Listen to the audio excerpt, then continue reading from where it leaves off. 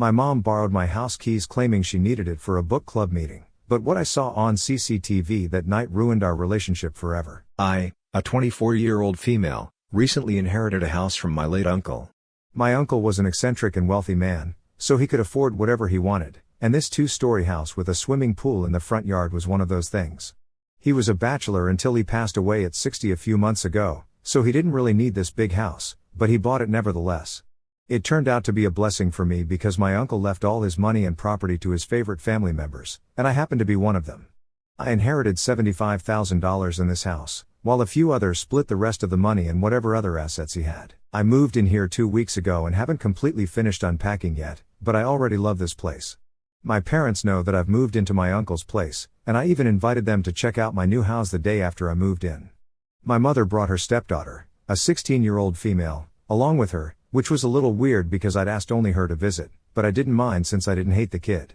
I didn't particularly like her because her behavior around me was really closed off and curt, even though I'd been nothing but nice to her. My parents are divorced and have been for the last 20 years, they separated when I was 4. My parents continued to remain on good terms as they co-parented me growing up. They didn't have a messy divorce, and as far as I know, they separated because they realized they were incompatible but stayed good friends. So, I had a good relationship with both my parents growing up.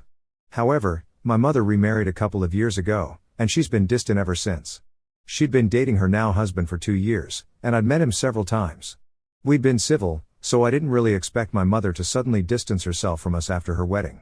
I tried not to feel too bad about it because she had a new family now and would obviously want to devote more of her time to them, now that I was grown up and could deal with my life on my own. My dad remains single, and as a result, he's the one I've been spending more time with for the past couple of years. So, now I'd say that I'm a lot closer to him than I am to my mother. This house was an important milestone that I wanted to celebrate with both my parents present. My mother's behavior was really awkward and nothing like the past because she, just like her stepdaughter, was putting on the same curt behavior, as if we were all meeting for the first time. She wasn't as relaxed as she used to be, but I couldn't address it without making things even weirder, so I just had to deal with it. In the past couple of years, I'd only been able to meet my mother a handful of times, mostly on holidays, and she still did seem relaxed and fun to be around, even though we were meeting after a really long time. But this time, it just wasn't the same, and I suspected it must have been because of her stepdaughter's presence.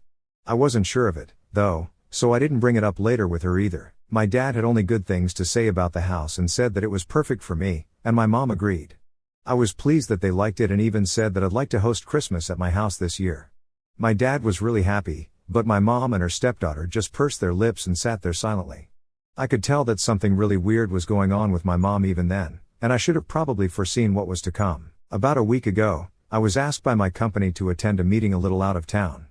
The location of the meeting was a 7-hour drive away from the city, and I was skeptical about leaving, but my boss was insistent that they wanted nobody else but me to deal with this client. So, I agreed eventually since they offered to let me stay at the hotel where the meeting would be held for the weekend, so I was getting a free vacation out of this short business trip as well. The only reason I'd been skeptical about going on this trip was because I had a really important package, a rare collector's edition game, arriving on the day I was supposed to leave, and someone needed to be there at my house to receive it, or else it would go back. I couldn't let that happen since I'd had to wait for ages for it to be delivered already. If it went back, I might have had to wait for a really long time again. My boyfriend and I are going to be celebrating our 3rd anniversary in 2 weeks, and I needed his gift to be ready, so it was very important for me to receive the package on time. My first thought was to ask my dad to be there at my house to take it instead, but unfortunately, he'd been out of town for the weekend as well and would only return 6 days later since he's taking a trip to the beach with his friends. I couldn't ask my boyfriend because it was his gift, and I wanted it to be a surprise. I'd asked a couple of my friends, but the timing wasn't working out for any of them. I was on the verge of giving up and was going to ask my neighbors to watch out for the delivery, which would be kind of awkward because my neighbors were mostly unfriendly and cold middle-aged corporate professionals who already didn't like me much. My dad explained to me that they thought I was too young, which is why they were all so weird towards me. With no other options left, it appeared that I would have to go to them for help anyway and deal with the awkwardness. I didn't want to ask my mother either because I already knew that she'd say no and make up some excuse. Frankly, after the last meeting we had, I didn't want to ask her either. It had been weird enough, and I really didn't want to bother her. But surprisingly, she's the one who chose to call me instead. My mother and I used to talk on the phone a lot before she got married again, but after that, she'd pretty much stopped calling me unless she had a reason to. So, I waited for her to get to the point, and eventually, she asked me if I'd be willing to vacate the house this weekend and let her use it for her book club meeting for just one day. She promised me that she'd even pay for whatever I needed to go that day, but she just wanted the keys for one day since she was supposed to host this weekend, but her husband was going to be home on the day that they were supposed to meet. Coincidentally, it was the day that my boyfriend's gift was supposed to arrive, and I was supposed to go on the trip, so I immediately said yes. It didn't seem very fishy at the time because my mother had been a part of a book club for a really long time, and my house was just a little outside of her neighborhood anyway. I was just thrilled that I could go on this trip without worrying about the package and agreed to let her stay at my house for the weekend. I wouldn't have to vacate the house as such either because I'd be out anyway, so it worked out well for both of us. 2 days ago, I finally handed over the keys to my mother at around 1 o'clock in the afternoon and started on my journey. The client was a weirdo and had scheduled the meeting at 9 o'clock in the morning, so it didn't make sense to leave early. It was a 7-hour drive, and I was fully prepared to unwind on the drive and also utilize the spa at the hotel the next day. But around the 5th hour of my drive, my boss reached out to me to inform me that the client had canceled since he'd had a terrible allergic reaction to something he'd eaten a few hours ago and was currently in the hospital. I was obviously really annoyed, but there was nothing much that I could do at that point, so I decided to stop at a restaurant for some food and to contemplate what to do next. The company wanted me to go back home because, obviously, they didn't want me to stay at the hotel on their money since the client had rescheduled the meeting for the next weekend. While eating, I decided to check what was going on at my house and test the new CCTV cameras that I'd installed in every room. I could access them from wherever I wanted to, and I had them installed just a few days back, so I wanted to check how well they were working. To my surprise, instead of just a couple of women in their late 50s sitting and discussing books in the living room, my house was jam-packed with a bunch of kids, teenagers, to be exact, and not just in the living room, but every damn room was overflowing with teens. I didn't count, but I was sure that my house was overrun with at least 100 kids. I was dumbstruck and had no idea what was happening, so I decided to rush right back to check out what was happening. It was around 4 o'clock in the afternoon when I found out about the party happening in my house without my consent, and I knew that my mother and her stepdaughter definitely had something to do with this. I drove back home, and by the time I reached, it was almost 11 o'clock at night. I could hear the music from a block away. When I finally reached there were kids drinking beer and chilling in the yard.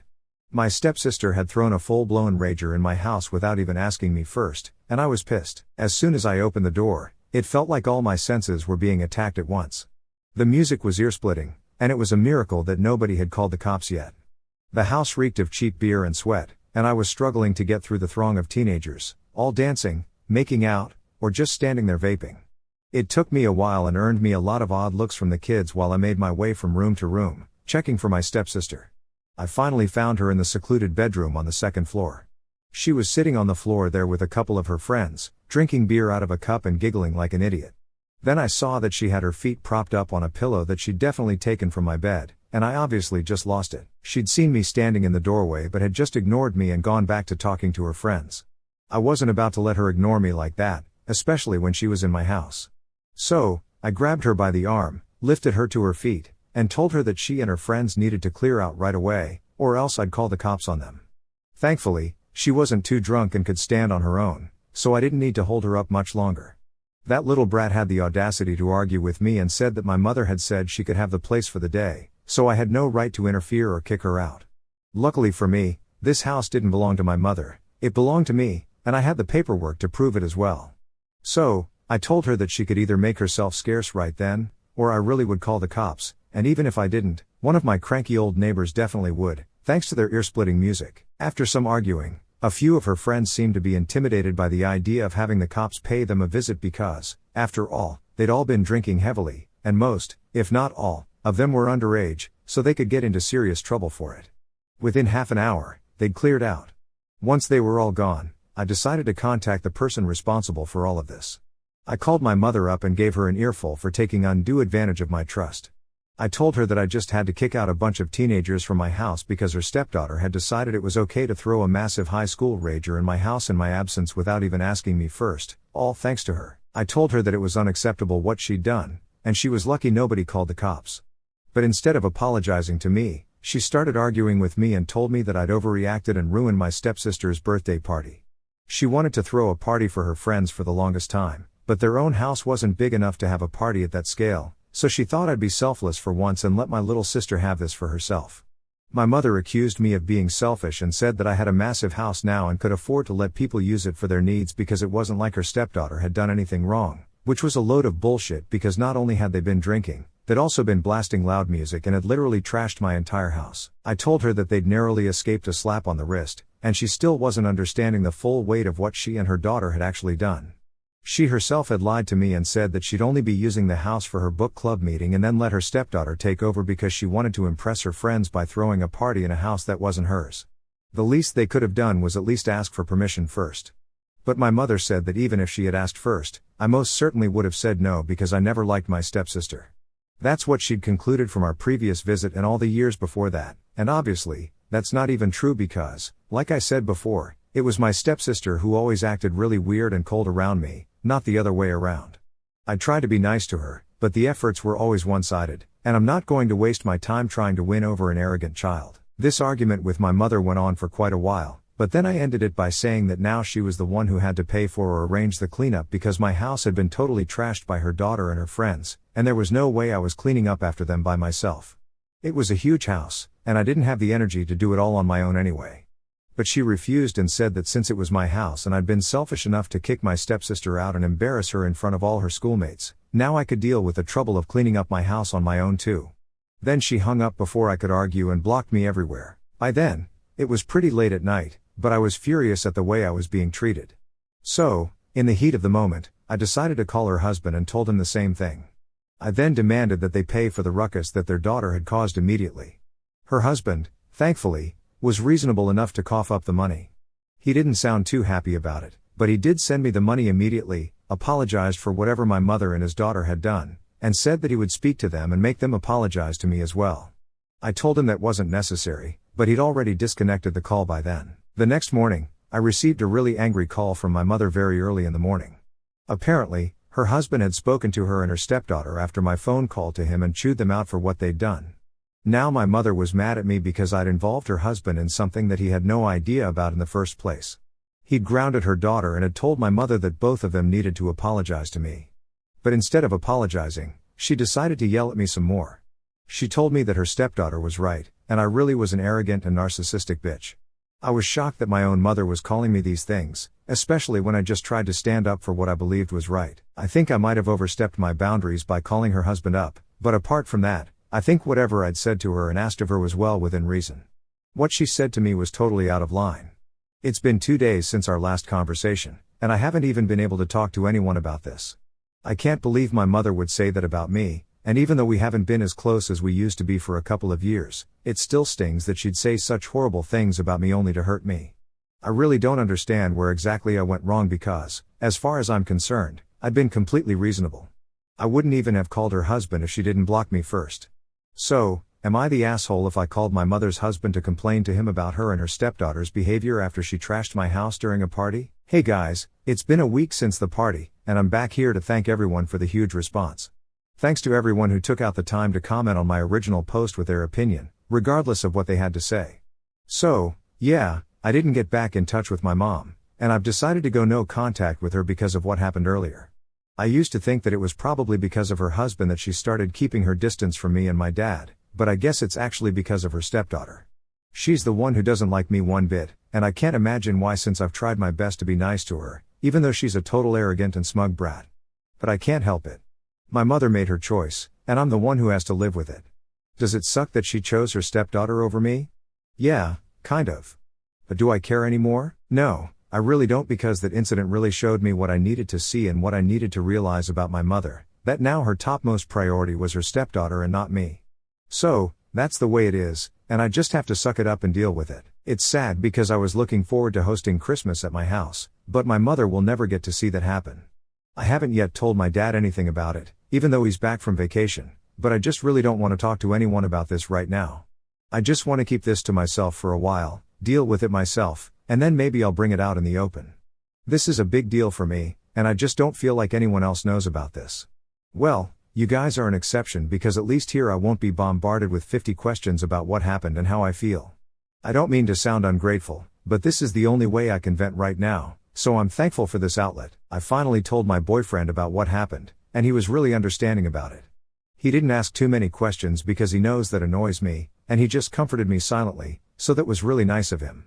I also told my dad about what had happened a few days back and my decision to cut ties with my mother. He told me a couple of really interesting things that helped me make sense of my mom's sudden change in behavior. Apparently, her stepdaughter is a total mini-her, and that's why she's so in love with that kid. My parents went to the same high school but didn't start dating until later in life. My dad knew that my mom was kind of the it girl in high school and through college, so it was no surprise that she'd taken such a liking to her new stepdaughter because the girl was a replica of what she used to be back then. Unlike me, who had always been a bit of a nerd, learning about my mother's past as a charismatic figure in her high school and college years didn't come as a shock. Her magnetic charm and striking beauty have always drawn people to her, an allure that remains undimmed even now. She has a rare ability to win over almost anyone with her warmth and poise. However, it was a jarring revelation to discover that this might explain her newfound preference for her stepdaughter over me, her biological daughter. My father's theory, that my mother sees in her stepdaughter a reflection of her younger, vibrant self, carries a painful weight. The absence of her stepdaughter's biological mother likely gave my mother the opportunity to embrace the role she always envisioned, nurturing a daughter who mirrors the confident, popular girl she once was. While I can't say with certainty that this is the full truth, the possibility stings deeply. It suggests a disconnect that I hadn't fully grasped until now. My father, appalled by her actions, stands firmly by my decision to sever ties with her. He, too, has blocked her, believing her behavior crossed an unforgivable line. I find myself grappling with confusion and sorrow, hoping against hope that this explanation isn't the complete story, as it paints a picture of my mother I struggle to accept. The turmoil with my mother cast a shadow over what should have been a purely joyful moment in my life.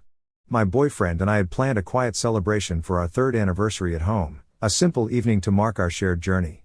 Instead, he orchestrated a grand surprise, a lively party at his house, filled with warmth, laughter, and the people I cherish most. It was the kind of celebration I didn't know I needed, a stark contrast to the chaotic misuse of my own home just weeks prior. In a moment of heartfelt exchange, I presented him with a rare collector's edition game I'd gone to great lengths to secure, a gift symbolizing our shared passions. His gift to me, however, was beyond anything I could have imagined, a sparkling ring that now adorns my finger, a promise of a future together. The proposal caught me entirely off guard, yet it filled me with an overwhelming sense of joy and security. He'd been planning this moment for months, weaving a beautiful surprise that made me feel truly seen and loved. That evening, surrounded by my closest friends and family, I felt an outpouring of love that anchored me amidst the storm of my mother's rejection. The question lingering in everyone's mind, whether my mother attended, has a painful but resolute answer: she did not. Despite our ongoing rift, my boyfriend, now my fiancé, extended an invitation to her, hoping to bridge the gap. Her response was a devastating blow. She not only declined but declared that I am no longer her daughter. Those words cut deeply, echoing the betrayal I felt when her stepdaughter trashed my home. Yet, in the wake of her rejection, I've found clarity. I know where I stand now, and I refuse to let her or her entitled stepdaughter wound me further. The hurt is real, but I'm choosing to let it go, focusing instead on the unwavering support of those who truly matter. My father, with his steadfast loyalty, my fiancé, with his boundless love, and my friends, with their constant encouragement, form the foundation I need to move forward. They are my family, my strength, and my home. Reflecting on these events, I've come to realize that my mother's choices reflect her own desires and priorities, not my worth. Her stepdaughter, with her bold confidence and striking resemblance to my mother's younger self, seems to fulfill a vision my mother holds dear. I, on the other hand, have always been different, more reserved, perhaps a bit nerdy, content in my own world of books and games. This difference, I now understand, may have created a distance that my mother couldn't bridge, especially as she embraced her new family. The pain of her favoritism is softened by the love I've found elsewhere, particularly in the life I'm building with my fiancé. The party he threw wasn't just a celebration of our engagement, it was a testament to the community I've cultivated, one that values me for who I am. As I look ahead, I'm filled with hope for the future, a future where I can host Christmas in my home, surrounded by those who choose to show up for me. My mother's absence will sting, but it won't define me. I'm ready to let go of the hurt and embrace the joy that lies ahead, knowing I have everything I need to thrive.